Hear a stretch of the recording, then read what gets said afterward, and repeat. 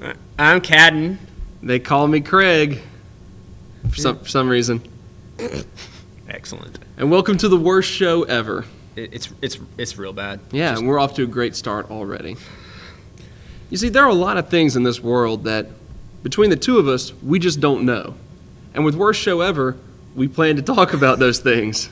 It's like the biggest subject matter for any show ever devised is what we don't know. What we don't know, because there's a lot we don't. So, you feel comfortable with this? Man, I'm all over it. All right, I feel weird, but here we go. Worst show ever. Today we talk about classic literature. That we haven't read. That we haven't read.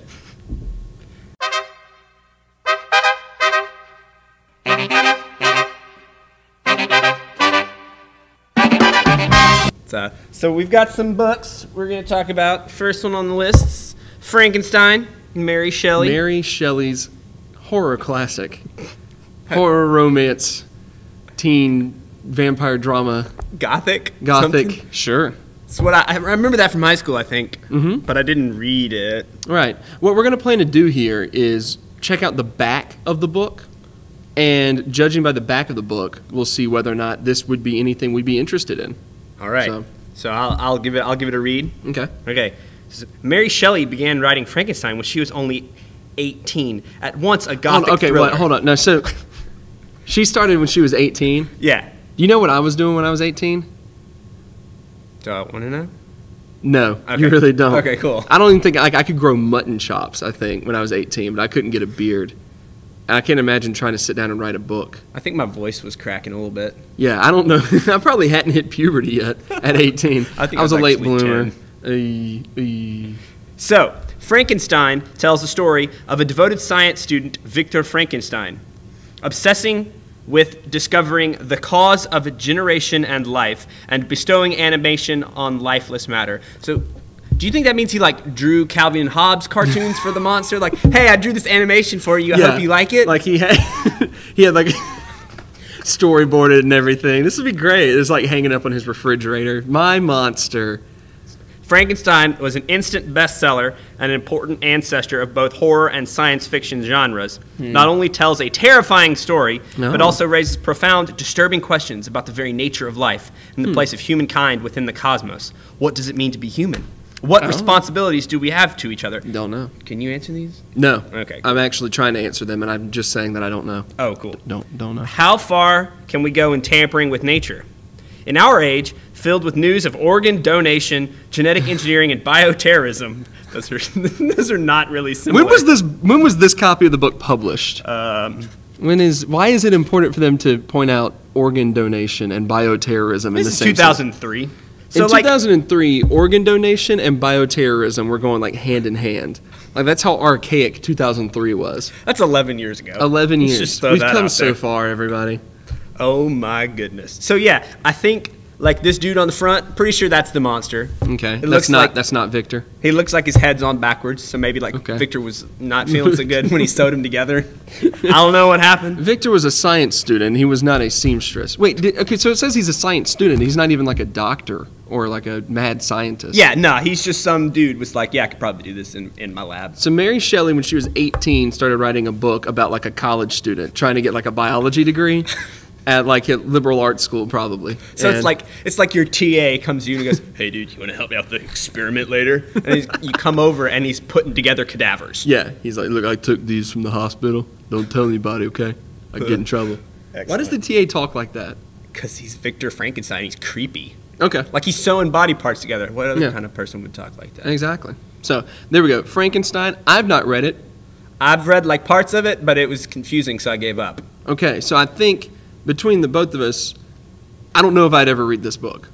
Probably not. There's not a lot. I like science fiction, and this is a forefather of science fiction, but but before the real science fiction got around. Yeah. The only Gothic stuff I want is architecture. I like Gothic architecture. I'm going to move on. All right. Good call. Here's something that I feel embarrassed to admit that I've never read: To Kill a Mockingbird by Harper Lee. You probably should be. Exactly. So you've read this one. Yeah. Okay. And so has 98% of anyone with a high school degree in America. I have not. Somehow I missed it. Yeah. So we're just looking at this. The unforgettable novel of a childhood in a sleepy southern town and the crisis of conscience that rocked it. I could already relate to this. The southern town that I grew up in had a huge, widespread case of narcolepsy amongst the population, so it was the definition of a sleepy southern town. To Kill a Mockingbird became both an instant bestseller and a critical success. I don't like books that are instant bestsellers. I like it when the author dies in obscurity. Wouldn't like Twilight qualify as instant bestseller? So like, Exactly. This is basically on par. So was Frankenstein. Frankenstein and To Kill a Mockingbird, Twilight, they're all the same. They're all the same to us. It won the Pulitzer Prize in '61, was later made into an Academy Award-winning film, also a classic. I like that the book points out that the film was good. You don't feel like reading this? Just watch the movie. It's got Gregory Peck, whatever. Compassionate, dramatic, and deeply moving, To Kill a Mockingbird takes readers to the roots of human behavior, to innocence and experience, kindness and cruelty, love and hatred, humor and pathos. That's too many dichotomies there. I don't understand. That's far too many. So I don't like this description. What does pathos mean? I don't. Well, it's the opposite of humor, apparently. So like sadness? Yeah, pathos must be, just being sad or just being so serious that nothing's funny. And I like to have a little bit of humor. A quick excerpt from page 179. I don't want you to remember it. Forget it. Based off of that line and the back of this book, I regret buying this without reading it first. I'm probably not going to reread it. So there you go. There's also a rumor that Harper Lee didn't actually write this book. I'm so sorry. I didn't mean to hurt you like that. But there's like conspiracy theorists say that it was someone like Truman Capote actually wrote it and like gave the rights to Harper Lee, something like that, because she never wrote anything else. She was stupid. What? She was Harper Lee was dumb.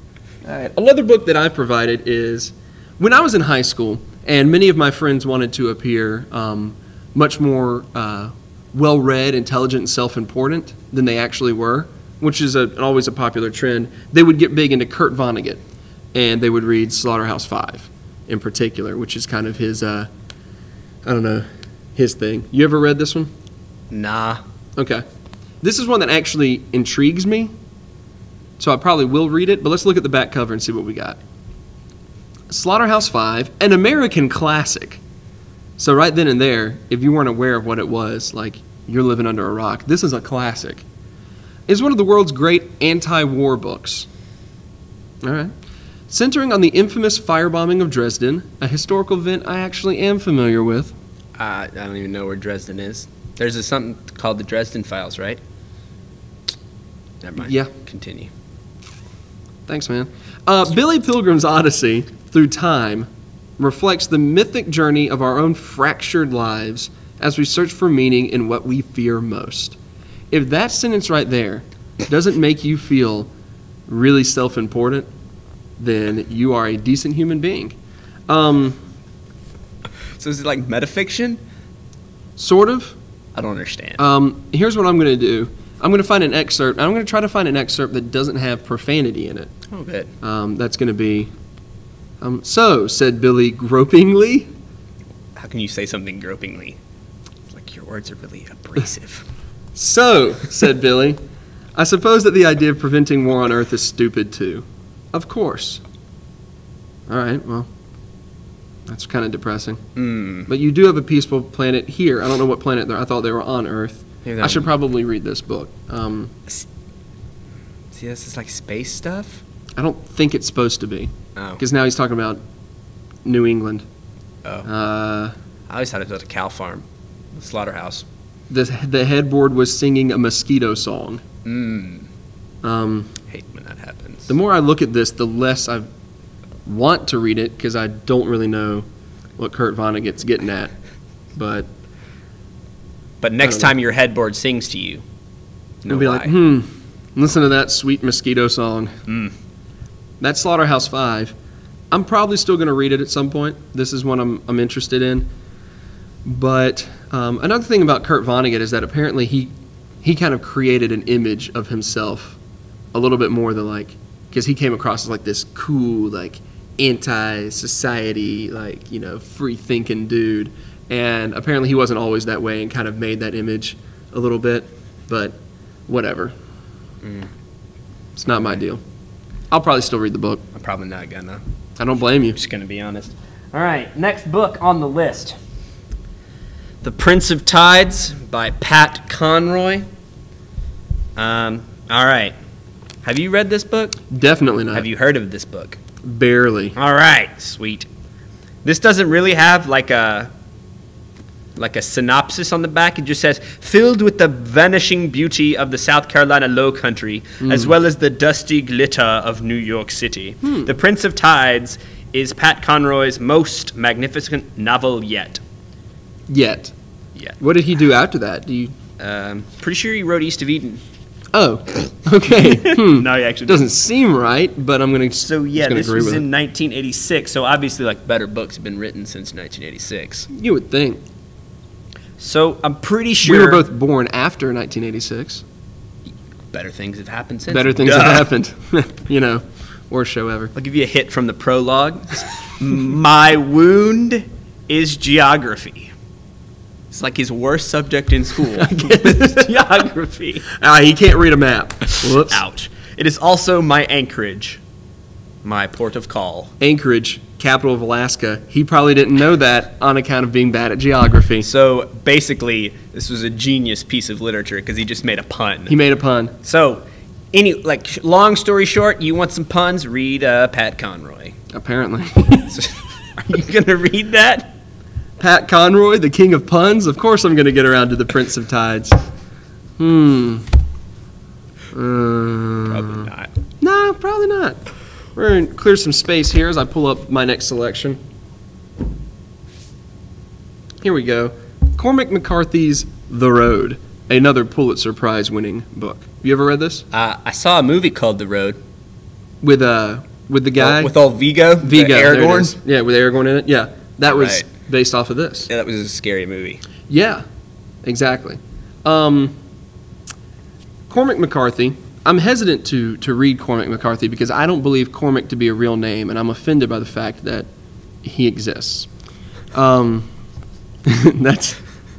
my prejudice against this book. Like, do you think he's a front man for Joseph McCarthy? Probably Is that what you're so. going for? Joe McCarthy. All right. He's a front man. Is that the right term? No, Are we pseudonym. sure of that? Pseudonym. There That's you what go. I was going for. Front man would be the lead singer of a band. Well, All maybe right. they were in a band called the McCarthys. The McCarthys. Joe McCarthy on drums, obviously. Cormac McCarthy, lead singer, and rhythm guitar. But he couldn't play lead, So they were like White Stripes. basically. All right. This is a post-apocalyptic novel. I'm a big fan of dystopian or post-apocalyptic stuff. Kind of have a strange obsession with it. I'm convinced that when America falls, which it will, This video is going to get taken down. I'm going to be... I'm not saying we're causing it. I'm just All right. saying when it does happen, I'll probably become some sort of warlord. It's just kind of my plan. That's my 5-10-year plan. Become a post-apocalyptic warlord. I think it's pretty solid. It could work out. That interview question, where do you see yourself in 5 years? Post-apocalyptic. Post-apocalyptic warlord. All right, we'll see you later. Yeah, it's no real wonder why I have trouble finding work. But according to this, a father and son walk alone through burned America. Nothing moves in the ravaged landscape save the ash on the wind.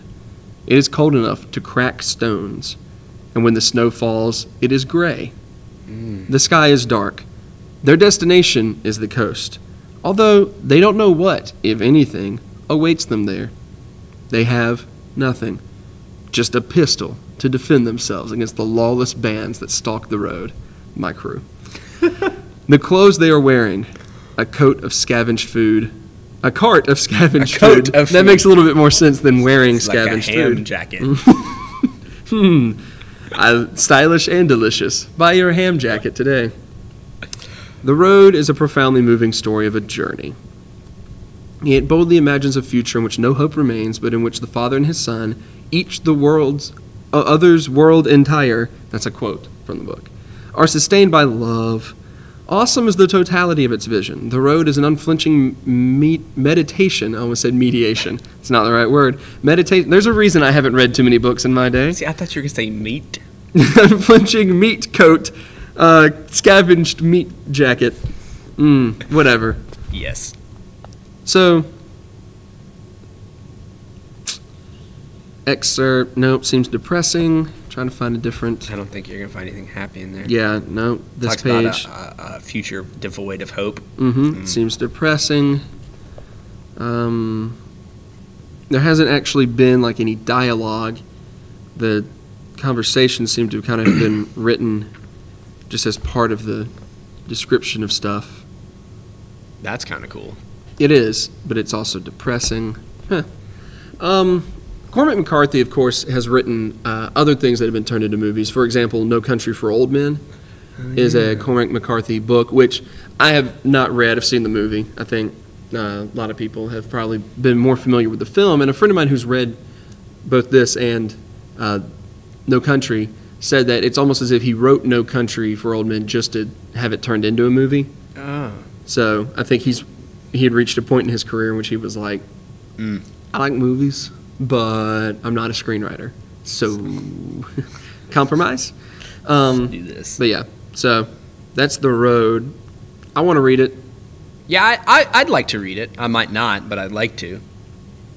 Yeah, I don't know when I'm going to get around to it. That's the thing. These are a lot of books. I don't know when I'm going to get around. But there we go. What do you have next? I got an American classic, Walden and Civil Disobedience. So there's actually two different. Civil Disobedience, I think, is an essay, right? Right. And Walden was this big old fat something he wrote. It's called Walden or Life in the Woods. So I mean, just pick one title. Come on, Hank. Come on, Hank Thoreau. Is Hank short for Henry? I believe so. What? I'm going to be really embarrassed if that's not right. I thought Hank was short for like Hanky Panky or something. Hi, I'm Hanky Panky David Thoreau.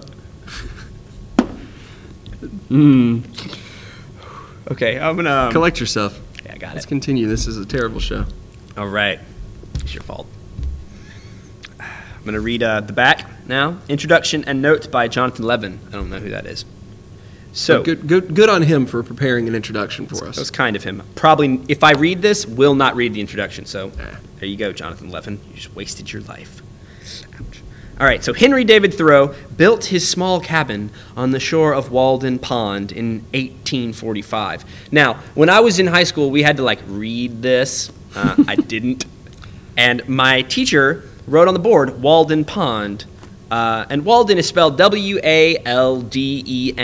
She said, "What does this remind you of, Walden Pond?" We were like, "What the heck are you talking about, lady? You're crazy." Right. She goes, "It's a walled-in pond, like a well." And I said, that does not make any sense. None whatsoever. It reminds me more of Walmart. Which obviously Hank David Thoreau was going for. Right, yeah. Walmart. Just guessing, not being super familiar with this, I bet Hanky Panky David Thoreau was a huge fan of commercialism and capitalism. He actually states that he was seeking the essential facts of life, obviously attainable at Walmart, and learning to eliminate the unnecessary details, probably not available at Walmart. Unnecessary details. No, you can find those at Walmart. You can get anything at Walmart. All right. Walmart. So, I'm gonna hit you with a little read from here. Let's go from there's a section called The Ponds. Okay, it says, "The water of our river is black, or a very dark brown," probably lived next to a sewer plant, "to one's looking directly down onto it, and that, like most ponds, imparts to the body of one bathing in it a yellowish tinge." Like, you ever been in the res? Yeah. Like your skin comes out gross? Yeah, that's out where this gross. guy was. But this I don't water, tend to bathe in open bodies of water. I tend to just do that at my house. but like if you lived in the woods, you'd bathe in an open body If I of lived in water. the woods, I wouldn't bathe. Who's going to be checking, you know? What if like your dog hates you because you stank? My dog's dead. It's awkward.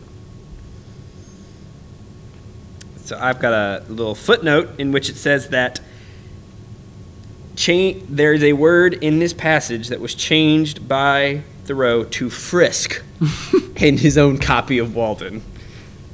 It says, "At length he would reach the corn, selecting a suitable ear, frisk about it in the same uncertain trigonometrical way." What? So he's checking the corn for weapons. In a trigonometrical way. In a trigonometrical way. I wasn't very good at trigonometry, so... I don't even remember what you did in trig. Is that...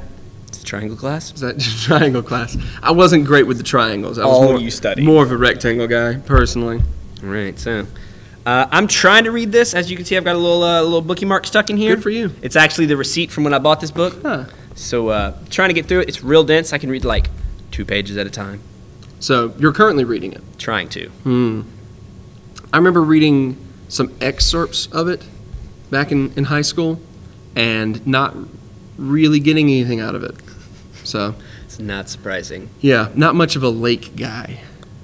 I don't think. Woods guy. No. Ouch. I'm more of a fan of Walmart, proud sponsor of Worst Show Ever. This is right. The Walmart happy. I have The Once and Future King by C.S. Lewis. No, I'm just kidding. It's T.H. White. Good enough. It's the whole world knows this book and the magical epic of King Arthur and his shining Camelot. Everyone knows this book. Literally everyone. Literally everyone. Even the Japanese. Whole world. Merlin and Owl. And Owl. Not an owl. And. Merlin, comma, an owl. Like, that's his name. And Guinevere. Of beasts who talk and of men who fly. Of wizardry and war. It is the book of all things lost and wonderful and sad. Like that hymn.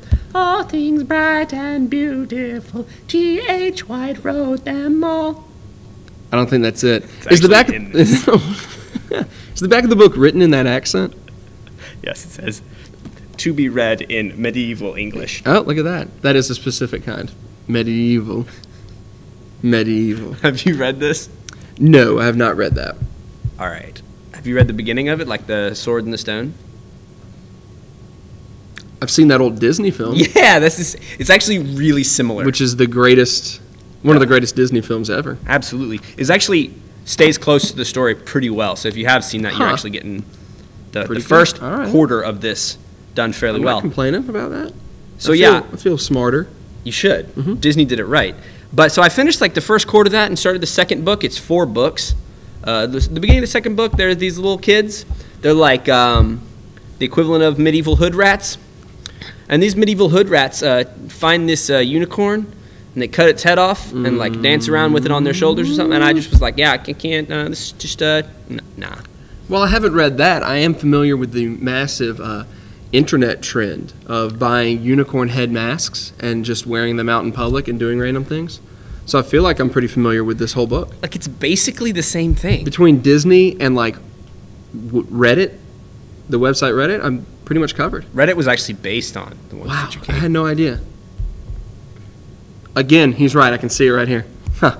Crazy. Crazy stuff. That T in Reddit stands for the Once and Future. What do the rest of the letters in Reddit stand for? Read every dang delightful excerpt in introvert.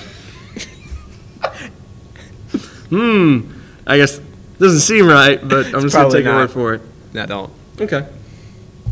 So I'll hijack this stack and deposit it. All right. This is the last book that I really want to discuss. And this is important for me to get this out in the open. Okay? I am a native and proud Mississippian. Preach. And I cannot stand William Faulkner, which I feel like I'm not allowed to live here if I don't like William Faulkner. But I just don't. I've tried. And I haven't tried As I Lay Dying, and that's what I have a copy of right here, which is, you know, he kind of, it's kind of based off of like the Odyssey, right? Is it? I think that's what he's supposed. Yeah, what he was a heavy metal band. Okay, cool. Yeah, Like never really listened to them as much, but me neither. Yeah. So anything associated with the Faulkner, I guess I'm not a fan of. But there were a lot of his stories that I've read throughout, you know, school, high school, college, and shorter stories, things like that. And I really appreciate his the way he kind of created like the world of like, in particular, Yaknot-Patawpha County. What? That was he made up a county. Oh, cool. And that's where a lot of his stories are based in. And I like that a lot. And then I'm like, man, that's really cool. I'm going to read it. And I start reading it, and I'm like, I cannot stand anything this man's doing here at all. And I feel awful about that. Should I? Nah. Okay. Because, like, I mean, obviously you've tried to read Faulkner. He seriously writes like a 2-year-old with a really good vocabulary. Like, entire pages and paragraphs and chapters will be one sentence with no commas and no punctuation. It's like, bro, what? Like, you just throw out grammar and expect to come up with a good piece of work? Like, it might have a great story, but if you can't read it, it doesn't make sense. Yeah. I believe there were some exchanges that I heard about between, like, Hemingway and Faulkner, where basically Faulkner was trying to trash talk Hemingway about, he's like, no one's going to read Hemingway and then have to go get a dictionary. And Hemingway was like, bro, that's all right, though. Like, why are you even mad about that? But really. I'm pretty sure that's how Ernest Hemingway spoke. But Duh, because you don't have to get a dictionary to talk to him. Yeah, I said that because I don't quite remember the punchline of that story. That's pretty much it, though. And I think that was it. I think it literally was just Hemingway just looking at Faulkner and going, you mad, bro? You mad, bro? That crooked smile, That crooked face. smile. He had like a pipe in his mouth, and he was drunk. Faulkner, of course, had passed out drunk. Eating coconut cake. Eating coconut cake while passed out, unconscious. Duh. He's a sleep eater. Sleeping. It's a real disease. We should have been more concerned about William Faulkner. Actually, all the proceeds of this video are going towards Sleep eating research. We're going to start. Presented by Walmart. This is, I was looking for an excerpt. Page 165 in my copy here. Opened it with cash. It wasn't on a balance. I told them that if they wanted it to tote and write on a balance, they would have to. And that's the end of that chapter. William Faulkner. Seriously? But he was living that all cash. He was living that lifestyle. all cash lifestyle. If you look for any author that ever really lived that all cash lifestyle, it's probably William Faulkner. Yeah. I got the last Your one. last book. It's Edgar Allan Poe. Complete Tales and Poems. I've actually read this entire. No, that's a lie. I was going to be impressed. Nah. See, I was going to be more impressed that you read the entire thing and did not kill yourself.